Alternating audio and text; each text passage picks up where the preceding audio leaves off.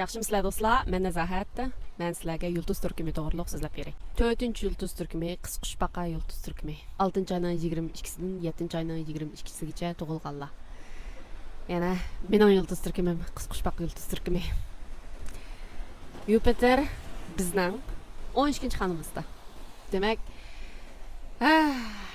biz o'tgan 12 yilninki qilgan atganlarimiz, deganlarimizninki hammasini topshiriqni beryapmiz. Musu bir yil natijasini ko'rimiz, topshiriqni berimiz, qilgan atganlarimizninki yilimizdan bo'g'ib turib javobini oldi demakchi.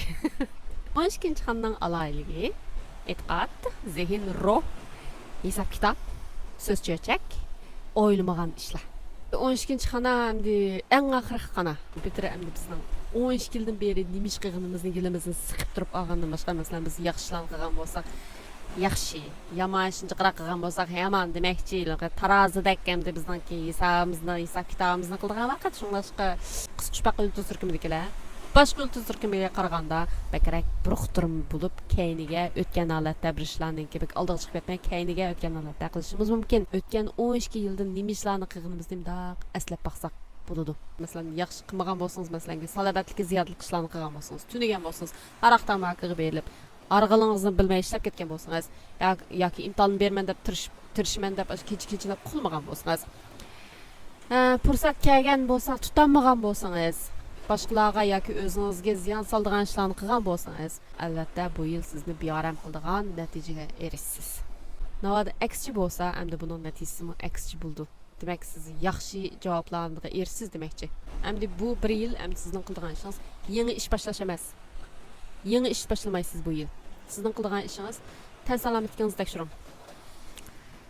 Men tan salomatligimni tekshiryapman. O'zimni intayin sog'lom his qildim. Men salomatlikka diqqat qilman. Chiniqman, shuningdek men o'zimni intayin salomat deb o'ylaydim. Yani azroq masala chiqadi, siz diqqat qiling demakchi. Badnoz asrang, psixikangizni asrang. Yani şu psixika yoki mushtaq men hozir so'zlaganda yulduz turkumi deganda ish qilib sizningki nervingizni yaxshi tinchlantiradigan bir kitoblarni yoki sillarni ko'rib o'zingizni cho'qim nervingizni quvvatlang. Bu mezgilda orqa sapning ishlariga ko'proq ko'ngil bo'lsangiz bo'ldi demakchi. Siz hozir energiya to'playdigan vaqtingiz salomatligingizga fizikalik yoki nervlik bo'lsin, salomatligingiz obdan diqqat qilib kelayli bir ishni başlaştım burun 12 yildan qilgan ishlaringizning javobini berish bilan birga cho'qim o'zingizni kuchaytiring. Kelayli ish boshlashdan burun o'zingizning tegingizni chin qiladigan yil bu yil. Mezgilda hamda boshqalar siz to'g'riliq hamda so'z cho'chak qilishi mumkin. Ham siz bu to'g'riliq qaytirib zarba qaytirib gaplarni qilib olmaysiz. Nima ish qilsangiz balkim shu siz to'g'riliq bo'lgan gaplar balkim rostli azroq bo'lsin, rost bo'lsin, yolg'on bo'lsin, azroq bo'lsin sizda o'tib ketgan yeri bo'lishi mumkin. Shunlashqa bu yil siz mayli qanchalik so'z cho'chak bo'lsin, eng yaxshisi qilib qo'ysangiz bo'ldi bu yil. Qaytirib javob bersangiz balkim shu masalanki siz 20% xato qildingiz bu ishni, haqlar 80% ni qo'shib qildi. Masalanki voy men bundaq o'zingizni aqlsangiz balkim shu 20% dan tutilib, shuni ko'paytirib siz cho'qim askitdi 100% askib ketishingiz mumkin. Shunashqa bu yil o'zingizniki haqlar siz to'g'riliq gap qilgan vaqtda gap qaytarmay qilib qo'ying. Ortiq gap qilmang, o'zingizni kallangizni o ishlarni chiqarib etib, o'zingizniki nervingizni tinchlantirgan ishlarni qiling. Kelayli boshlaymiz ishni. Bu yil rostli sizning ketgan yeri bo'lsa, cho'qim kechirim so'rashni unutmang. 12-xonaningki yana bir aloyligi hamda balkim ajoyib, g'aroyib bir tushlarni ko'rishingiz mumkin. Balkim tush saylish qilishingiz mumkin, ha? Hamda biror savolingizga javob tepishingiz faqat javob topolmagan bo'lsangiz, hamda ma'lum birsini tushingizni ko'rmoqchi bo'lsangiz, masalan, uxlang. Hamda nervingizni tinchlantirgan ishlarni qilinadimi? Uxlash buningki birsi. Uxlang. Vaqt chiqsa uxlang. Balkim hamda g'oyibiy bir ishlarga, hamda fan texnik tushuntirib bo'lmaydigan bir ishlarga uchrab qolsangiz, hamda o'zingizni tushingizda yana bir parallel dunyodagi o'zingizniki yana bir o'zingizni ko'rib qolsangiz, men aslo tush ko'rgan. Bu tushimni desam, mushtaq bir tushimni deb ketgan bo'ldim hamda. Bunaq bir o'rmonlikda chiqib qoldim men tush ko'rayotganda. O'rmonlikning ichida qarasam bir balkondan bir tomoq tutibdi. Balkondagi chiroq o'chiqga tomoq tutibdi. Shunda qarasam ichida boshqa mening oilamdagilar o'tirdi ichida. Shunga mundu diqqat qilsam balkonda tomoq tutgan menkema. Tomoq tutdi. Shuning bilan bu mango deb tursam, shu mango deb turgan zaman shu ro mening shu tushni ko'rayotgan men balkonga chiqib qoldim. balkon turib, to'xta, meni birisi o'rmonning ichida mo'ravatyapti deb, o'rmonning ichiga qaradim. Qani deb bir qo'limni cho'mish qaradim. Açsaman yana bu meningki bu ro'yim o'rmonning ichida mo'ravat odamga o'tib qoldi. Meni ko'rib qoldi. Voy, meni ko'rib qolsa bo'lmaydi deb qochib ketdim. Shundan bilan uyg'onib ketdim. Shundan bilan qiziq shuldi bu o'zimni parallel dunyoda keyin bir o'zim ko'rib qoldim nima? Deb hayron qoldim da. Bu ajoyib qarayib bir tushlarni ko'rib qilishingiz mumkin.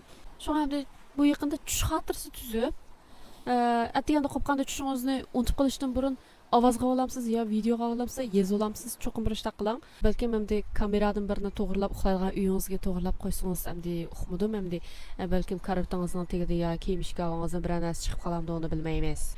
Endi yeringizni endi mushtabda telefonim o'chiq turibdi.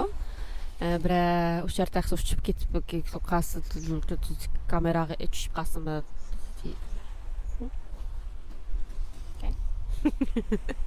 Demakchi, telefoningizni kamerasini ichga childigan qilib qo'ying, balki uchrab qolishingiz mumkin. O'tganda men osmonda bir yeshil narsa uchib ketgandi, yeshilsimon bir seriq narsa valt qilib o'tib ketgandi. Endi u meteorittu deb o'ylayman. Chaqchaq bo'yicha bo'ldi. Endi bu mezgilda endi o'zingizning badan, ruh degandek endi shularga diqqat qilgandan boshqa yana boshqalarga yordam berishni unutmang. Chunki bu yil o'zingizni pokizlaydigan yil bo'y degandek. Shunga azlar yordam bering. Maddiy yoki ma'naviy jihatdan bo'lsin yordam bering. Men hozir o'zimni ma'naviy jihatdan yordam beryapman deb o'ylayman. Hozir shu so'zlash orqali kishilarga endi ovozimni eliblar o'zim sirqimda chiqmasam bo'ldi, kamerani oldiga chiqmasam bo'ldi, chunki bu yil endi keyingi kibarning keyinda bo'lsa yaxshi endi. Shundan so'ng yana o'zimni ko'rsatishni to'g'ri topdim, men bisat olmagan ekan. Buni haqqi yordam qilgan vaqtda endi biz bir gap bor, o'ng qo'l bilan bergan narsani so'l qo'l bilmaslik deb bu yilga bak tushdi. Qisqishbaqa yulduz surib bu yilga bak tushdi. Haqiqiy yordam qilgan bo'lsangiz davran samang. Ham uningki sizga qanchalik foyda kelishidan umid kutgan holatda qilmang. Demakchi, o'zingizningki kasbimda psixolog, doktor sestra, fizikalik davolash bo'lsangiz bek aldirash olib ketsiz bu yil. Parning oqida turman deb turib bulamasangiz mumkin. Navada ishim bo'lganda odat kishilarningki chin ko'ngilni ochalaydigan kishi bo'lsangiz, ichidagini deyalaydigan odam bo'lsangiz, unsin yoki kitob chiqarish orqali kishilarga yordam qilsangiz bo'ldi. Endi muhabbatchatda bo'yta qolsangiz bu yil yangidan boshlayman deb o'ylamang. Chunki kelayli yangidan boshlagan vaqtingizda bu yil endi sizga ichi og'rib yoki sizningki jimg'ur oltingizga ko'zi tushib mundaq agishib qolgan odam bo'lsa yoki sizga tushgan vaqtingiz sizga yordam bergan vaqti siz voy deb bu yordam berdi menga deb yaxshi ko'rib qolgan odam bo'lsa, kelayli kelgan vaqtda bu yilga tushkunligingizni o'tib ketgan vaqtda bu odam sizga mos kelmasligi mumkin. Shuningdek bu yil yangidan boshlayman demang. Haqni yordamni qabul qilsangiz bo'ldi. Haqninki ko'ngli sizga tushgan bo'lsa, deb ko'ngilingizga pukib qo'ysangiz bo'ldi. Yangidan boshlamang. Hozircha to'sib tursangiz bo'ldi.